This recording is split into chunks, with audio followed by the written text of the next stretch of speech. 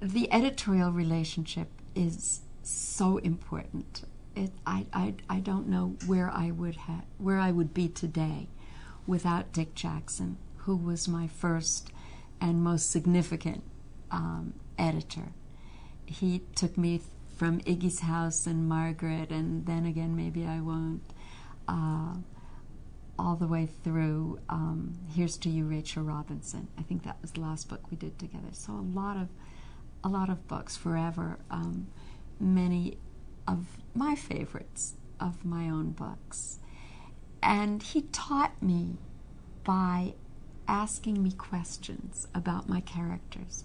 He taught me to dig deeper and deeper. And apparently he works different with every writer he's ever worked with. But for me, it was always questions.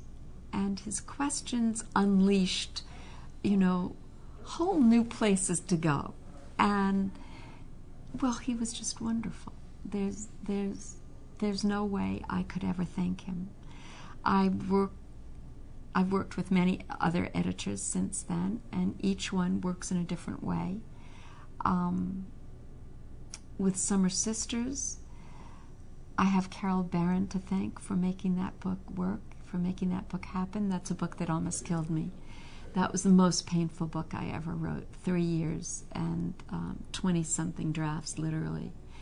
And that was the book that made me say, I will never, ever do this again. And I really meant it. I was 60 when that book came out, and I thought, it's time to stop.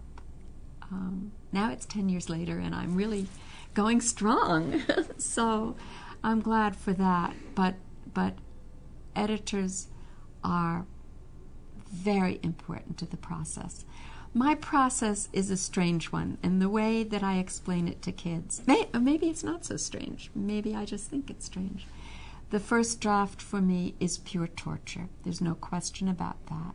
I had so much inside me. I had so much creative energy, and I needed to let it out so badly that, the first few books I think just poured out.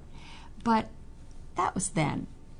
And for many, many, many, many years now, I have found first drafts to be torture, to getting something out.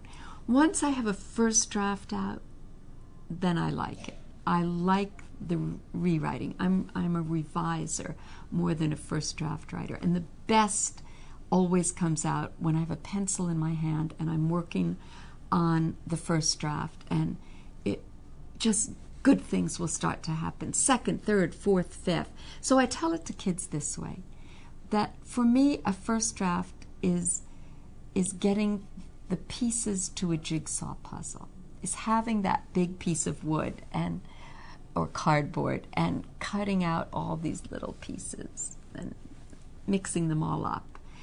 And the second draft is trying to put them together. And then I have to sand them down and make them smooth. And then I paint them wonderful colors.